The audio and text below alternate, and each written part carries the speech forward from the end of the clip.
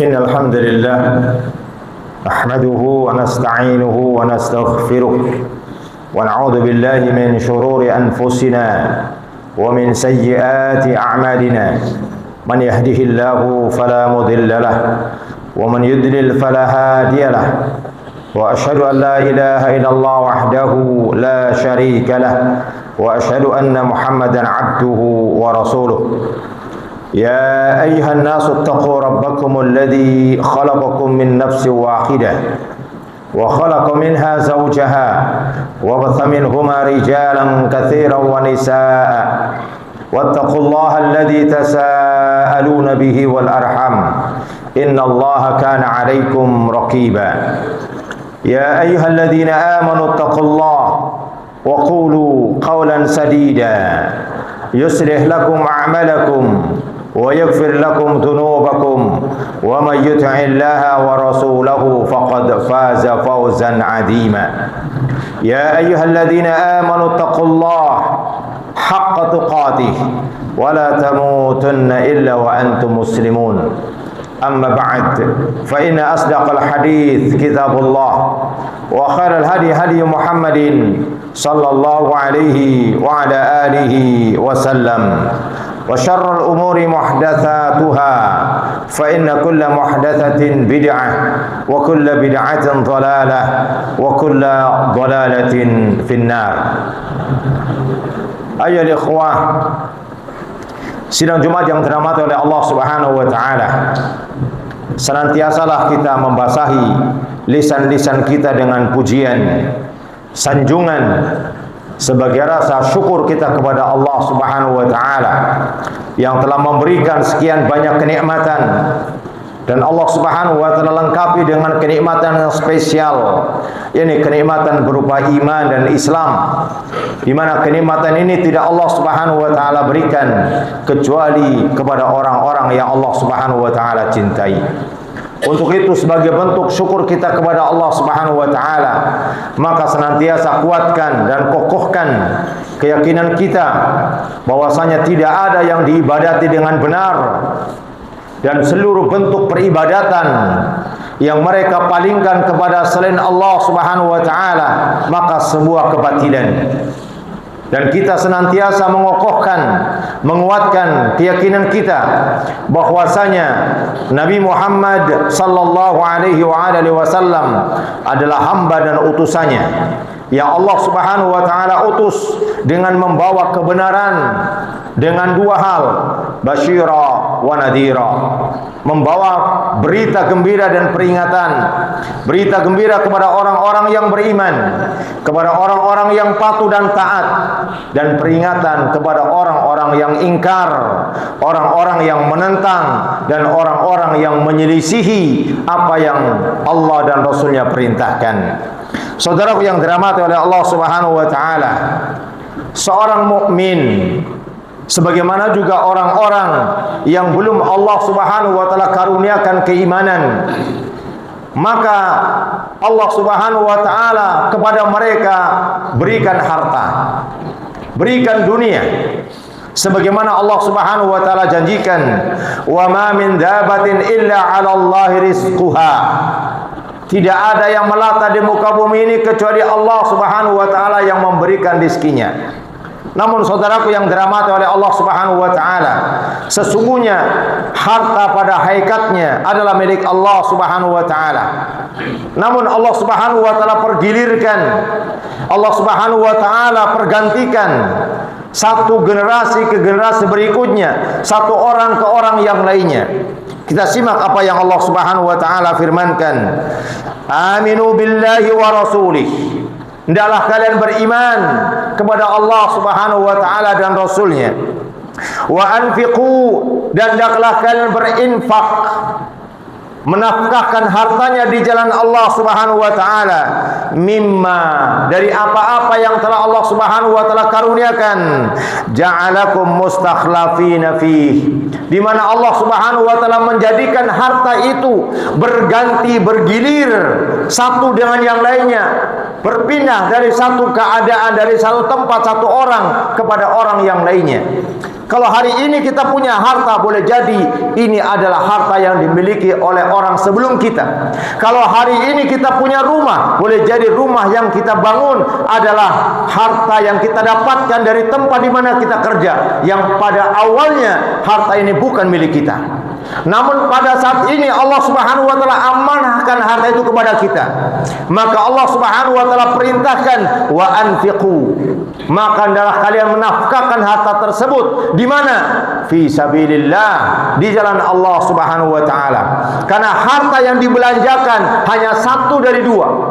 Dibelanjakan di jalan Allah atau dibelanjakan di jalan selain Allah Subhanahu wa taala.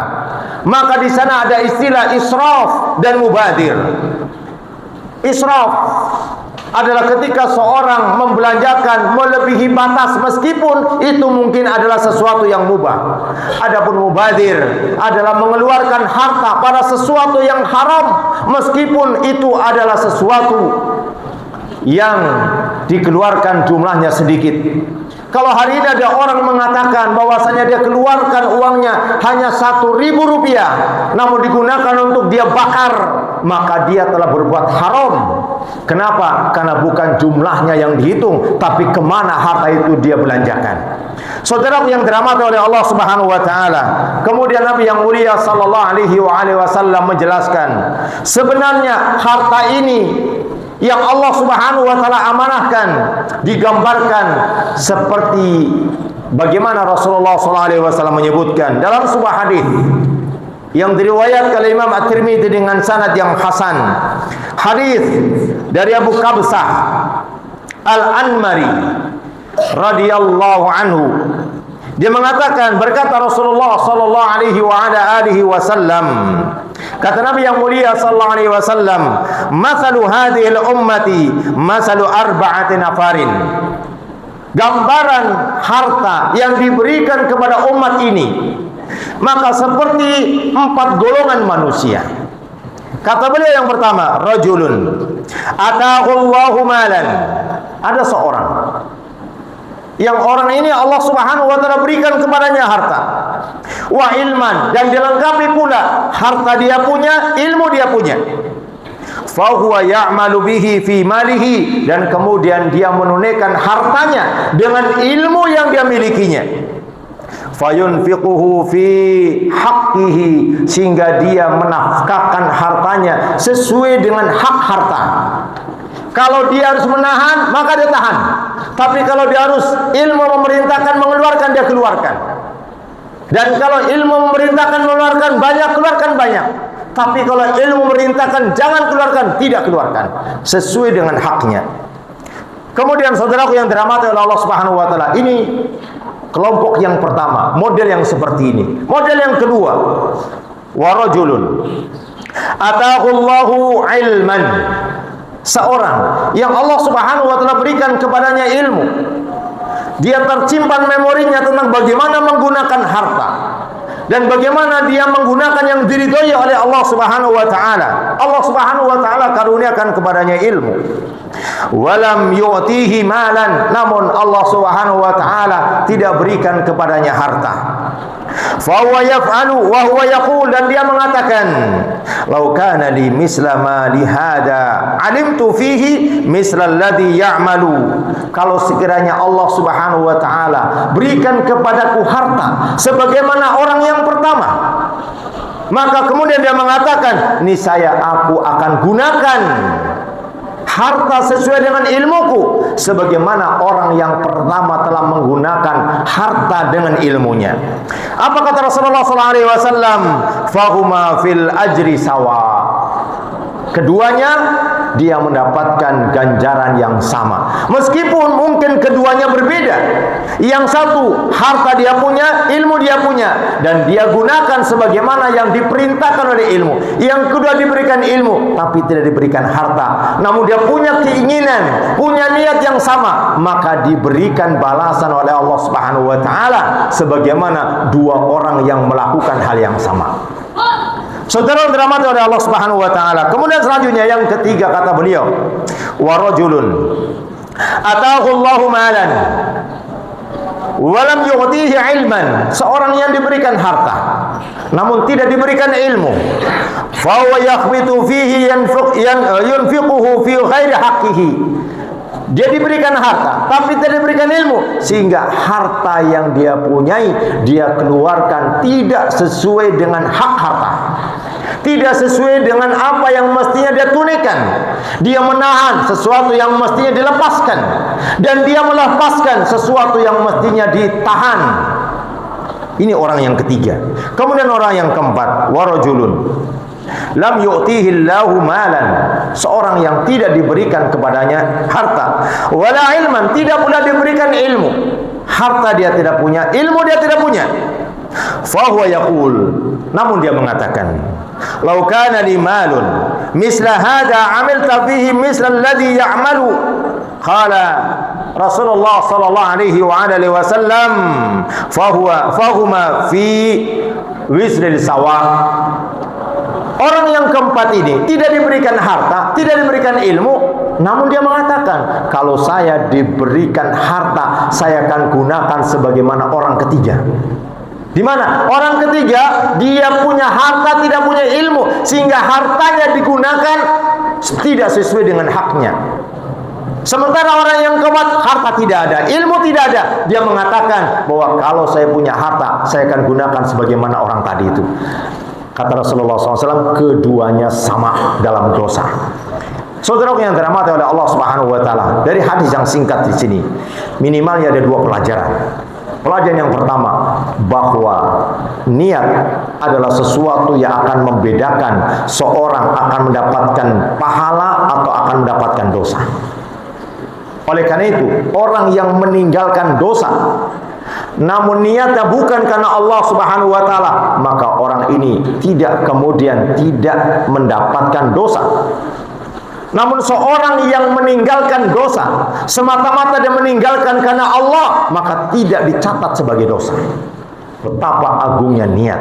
Maka senantiasa dalam hidup ini tancapkan dalam-dalam untuk senantiasa memiliki keinginan berbuat baik, meskipun belum tertunaikan, maka dia akan tercatat sebagai sebuah kebaikan yang akan diterima nanti di akhirat oleh Allah kepada seorang yang memiliki niat yang benar.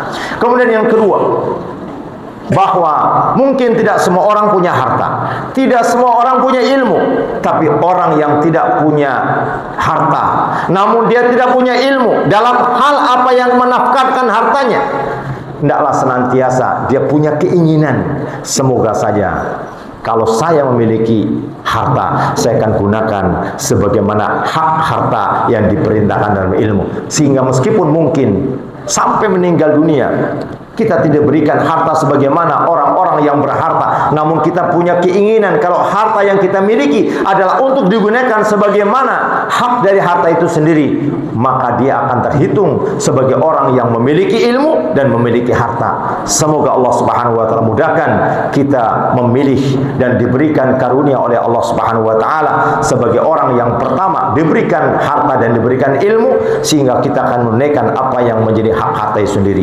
Aqulu qawli hadza wastaghfirullah wa lakum innahu huwal ghafurur rahim.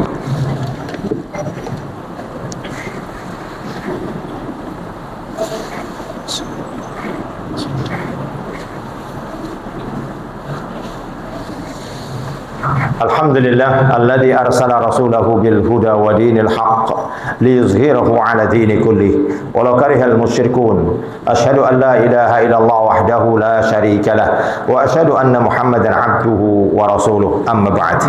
Hadirin sidang Jumat yang dirahmati oleh Allah Subhanahu wa taala, pelajaran yang sangat berharga bahwasanya Allah Subhanahu wa taala bisa saja memberikan kepada siapa saja terkait dengan harta, namun harta yang dipegang oleh orang-orang yang berilmu, harta yang dipegang oleh orang-orang yang saleh, maka ini harta yang akan banyak memberikan maslahat.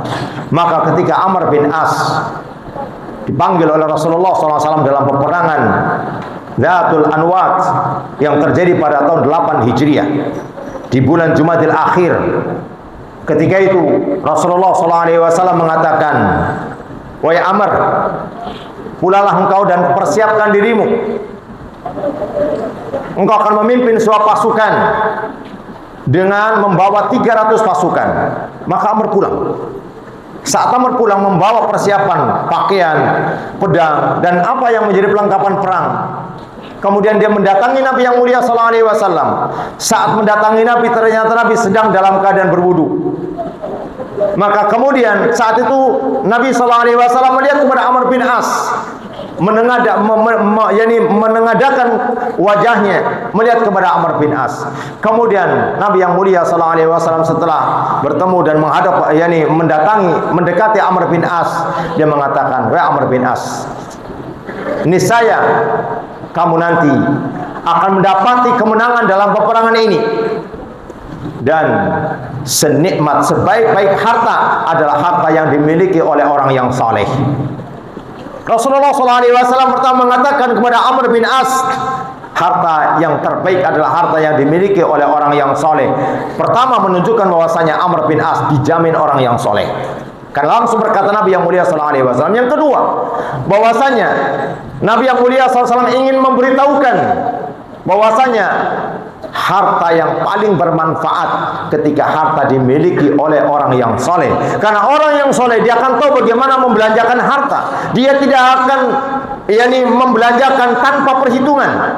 Kalaupun dia pelit, karena pelit kepada sesuatu yang akan mendatangkan mudarat. Dan kalaupun dia royal, karena dia tahu apa yang dia keluarkan pasti akan mendatangkan manfaat. Semoga Allah Subhanahu wa taala karuniakan kepada kita keutamaan, kemuliaan dan ilmu, sehingga kita menjadi orang yang pertama dengan kemudahan dan terus belajar.